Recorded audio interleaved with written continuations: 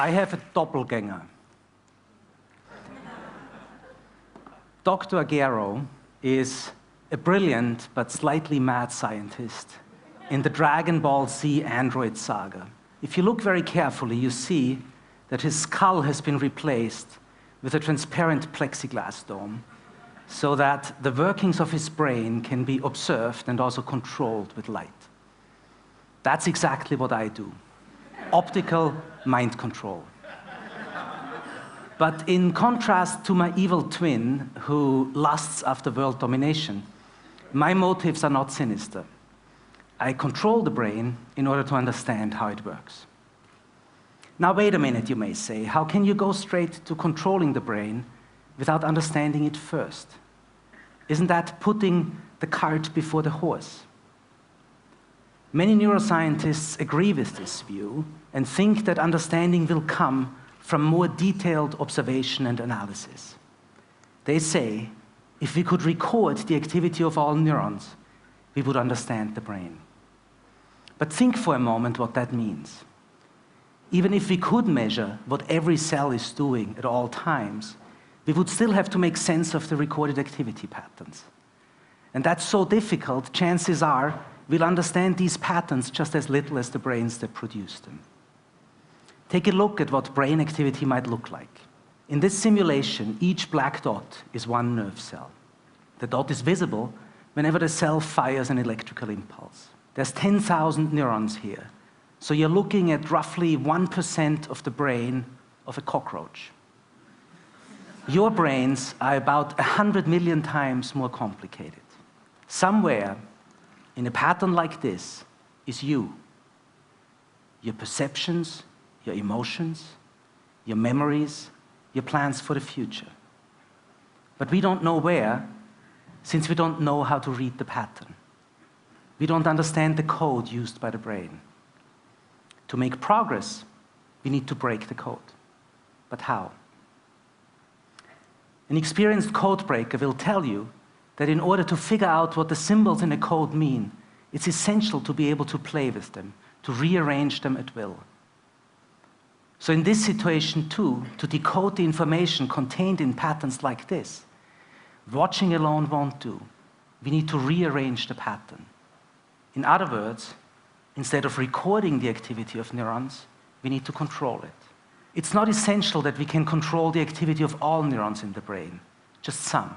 The more targeted our interventions, the better, and I'll show you in a moment how we can achieve the necessary precision. And since I'm realistic rather than grandiose, I don't claim that the ability to control the function of the nervous system will at once unravel all its mysteries, but we'll certainly learn a lot. Now, I'm by no means the first person to realize how powerful a tool intervention is. The history of attempts to tinker with the function of the nervous system is long and illustrious. It dates back at least 200 years to Galvani's famous experiments in the late 18th century and beyond. Galvani showed that a frog's legs twitched when he connected the lumbar nerve to a source of electrical current. This experiment revealed the first and perhaps most fundamental nugget of the neural code, that information is written in the form of electrical impulses. Galvani's approach of probing the nervous system with electrodes has remained state-of-the-art until today, despite a number of drawbacks. Sticking wires into the brain is obviously rather crude. It's hard to do in animals that run around, and there is a physical limit to the number of wires that can be inserted simultaneously. So, around the turn of the last century, I started to think, wouldn't it be wonderful if one could take this logic and turn it upside down? So instead of inserting a wire into one spot of the brain, re-engineer the brain itself so that some of its neuronal elements become responsive to a diffusely broadcast signal, such as a flash of light. Such an approach would literally, in a flash of light, overcome many of the obstacles to discovery. First, it's clearly a non-invasive, wireless form of communication. And second, just as in a radio broadcast, you can communicate with many receivers at once. You don't need to know where these receivers are. And it doesn't matter if these receivers move. Just think of the stereo in your car. It gets even better. For it turns out that we can fabricate the receivers out of materials that are encoded in DNA. So each nerve cell with the right genetic makeup will spontaneously produce a receiver that allows us to control its function. I hope you'll appreciate the beautiful simplicity of this concept. There's no high-tech gizmos here, just biology revealed through biology. Now let's take a look at these miraculous receivers up close. As we zoom in on one of these purple neurons, we see that its outer membrane is studded with microscopic pores. Pores like these conduct electrical current and are responsible for all the communication in the nervous system. But these pores here are special. They are coupled to light receptors, similar to the ones in your eyes. Whenever a flash of light hits the receptor, the pore opens and electrical current is switched on, and the neuron fires electrical impulses. Because the light-activated pore is encoded in DNA, we can achieve incredible precision. This is because, although each cell in our bodies contains the same set of genes, different mixes of genes get turned on and off in different cells. We can exploit this to make sure that only some neurons contain our light-activated pore and others don't. So in this cartoon, the bluish-white cell in the upper left corner does not respond to light because it lacks the light-activated pore. The approach works so well that we can write purely artificial messages directly to the brain. In this example, each electrical impulse, each deflection on the trace is caused by a brief pulse of light. And the approach, of course, also works in moving, behaving animals. This is the first ever such experiment, sort of the optical equivalent of Galvani's. It was done 6 or 7 years ago by my then graduate student, Susanna Lima. Susanna had engineered the fruit fly on the left so that just 2 out of the 200,000 cells in its brain expressed the light-activated pore. You're familiar with these cells because they are the ones that frustrate you when you try to swat the fly. They trigger the escape reflex that makes the fly jump into the air and fly away whenever you move your hand in position. And you can see here that the flash of light has exactly the same effect. The animal jumps, it spreads its wings, it vibrates them, but it can't actually take off because the fly is sandwiched between 2 glass plates. Now, to make sure that this was no reaction of the fly to a flash it could see, Susanna did a simple but brutally effective experiment. She cut the heads off of our flies.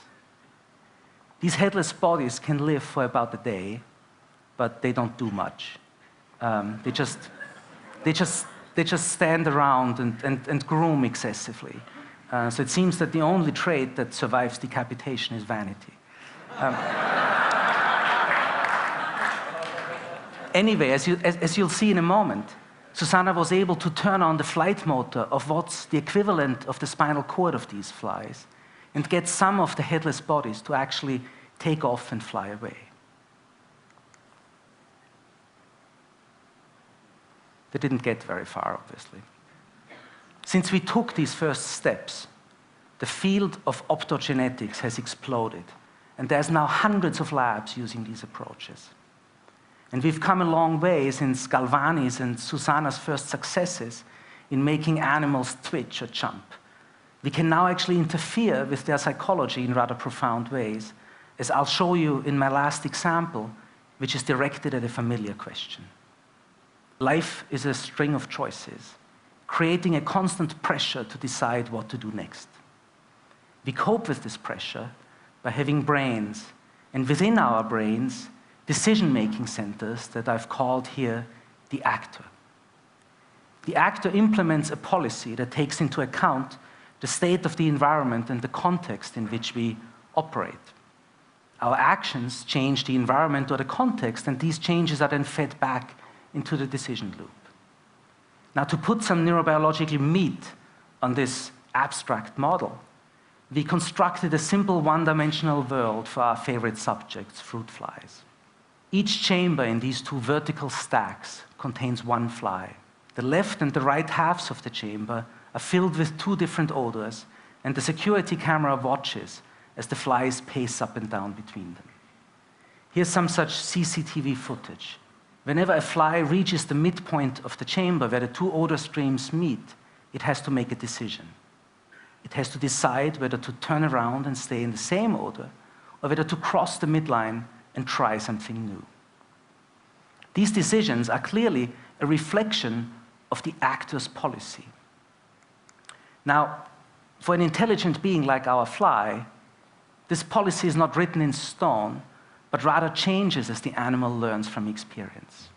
We can incorporate such an element of adaptive intelligence into our model by assuming that the fly's brain contains not only an actor, but a different group of cells, a critic that provides a running commentary on the actor's choices. You can think of this nagging inner voice as sort of the brain's equivalent of the Catholic Church, if you're an Austrian like me, or the superego if you're a Freudian, or your mother if you're Jewish. Now, obviously, the critic is a key ingredient in what makes us intelligent. So we set out to identify the cells in the fly's brain that played the role of the critic. And the logic of our experiment was simple. We thought if we could use our optical remote control to activate the cells of the critic, we should be able artificially to nag the actor into changing its policy. In other words, the fly should learn from mistakes that it thought it had made, but in reality, it had not made. So we bred flies whose brains were more or less randomly peppered with cells that were light addressable. And then we took these flies and allowed them to make choices. And whenever they made one of the two choices, chose one odor, in this case the blue one over the orange one, we switched on the lights. If the critic was among the optically activated cells, the result of this intervention should be a change in policy. The fly should learn to avoid the optically reinforced odor. Here's what happened in two instances. We're comparing two strains of flies, each of them having about 100 light addressable cells in their brains, shown here in green on the left and on the right. What's common among these groups of cells is that they all produce the neurotransmitter dopamine. But the identities of the individual dopamine-producing neurons are clearly largely different on the left and on the right. Optically activating these 100 or so cells in the two strains of flies had dramatically different consequences. If you look first at the behavior of the fly on the right, you can see that whenever it reaches the midpoint of the chamber where the two odors meet, it marches straight through, as it did before. Its behavior is completely unchanged. But the behavior of the fly on the left is very different. Whenever it comes up to the midpoint, it pauses, it carefully scans the odor interface as if it was sniffing out its environment, and then it turns around. This means that the policy that the actor implements now includes an instruction to avoid the odor that's in the right half of the chamber. This means that the critic must have spoken in that animal, and that the critic must be contained among the dopamine-producing neurons on the left, but not among the dopamine-producing neurons on the right.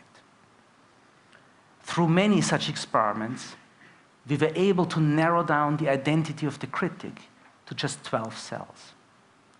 These 12 cells are shown here in green. They send their output to a brain structure called the mushroom body, which is shown here in gray. We know from our formal model that the brain structure at the receiving end of the critic's commentary is the actor. So this anatomy suggests that the mushroom bodies have something to do with action choice. Based on everything we know about the mushroom bodies, this makes perfect sense. In fact, it makes so much sense that we can construct an electronic toy circuit that simulates the behavior of the fly. In this electronic toy circuit, the mushroom body neurons are symbolized by the vertical bank of blue LEDs in the center of the board. These LEDs are wired to sensors that detect the presence of odorous molecules in the air. Each odor activates a different combination of sensors, which in turn activates a different odor detector in the mushroom body. So the pilot in the cockpit of the fly, the actor, can tell which odor is present simply by looking at which of the blue LEDs lights up. What the actor does with this information depends on its policy, which is stored in the strengths of the connection between the odor detectors and the motors that power the fly's evasive actions. If the connection is weak, the motors will stay off and the fly will continue straight on its course. If the connection is strong, the motors will turn on and the fly will initiate a turn.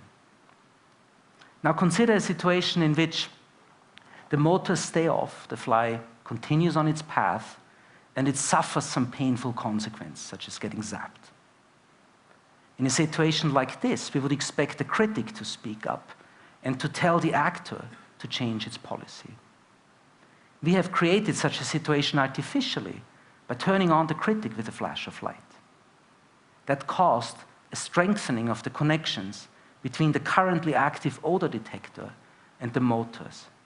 So the next time the fly finds itself facing the same odor again, the connection is strong enough to turn on the motors and to trigger an evasive maneuver. I don't know about you, but I find it exhilarating to see how vague psychological notions evaporate and give rise to a physical, mechanistic understanding of the mind, even if it's the mind of the fly. This is one piece of good news. The other piece of good news, for us scientists at least, is that much remains to be discovered. In the experiments I told you about, we have lifted the identity of the critic, but we still have no idea how the critic does its job. Come to think of it, knowing when you're wrong without a teacher or your mother telling you is a very hard problem. There's some ideas in computer science and in artificial intelligence as to how this might be done, but we still haven't solved a single example of how intelligent behavior springs from the physical interactions in living matter. I think we'll get there in the not-too-distant future. Thank you.